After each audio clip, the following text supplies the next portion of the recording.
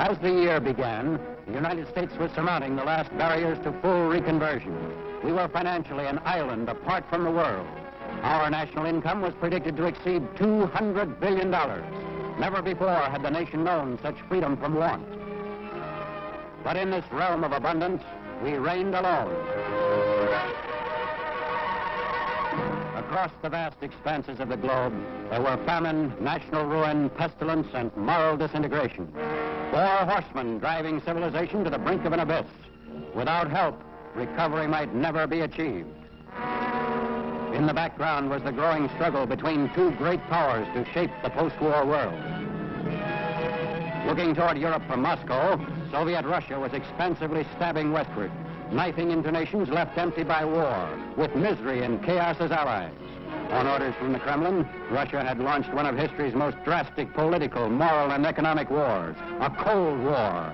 The United States was obliged to help Europe safeguard its traditional freedoms and the independence of its nations. Gone was the spirit of wartime unity that reached its peak on that historic afternoon in April '45 at the Elbe River in Germany. Here, 2 worlds actually met, but this coalition was to be torn asunder. 2 years later, European capitals still suffering from the shooting war were battlegrounds for totalitarian aggression. Internal recovery was sabotaged through the creation of disaster and strife to the point of civil war.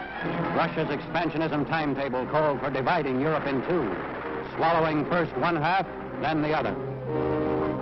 Already an iron curtain had dropped around Poland, Hungary, Yugoslavia, Bulgaria, menace to the security and institutions of democratic government. What was America's foreign policy in January 1947? Our Secretary of State as the year began was James F. Burns, who had used tactics of patient persuasion.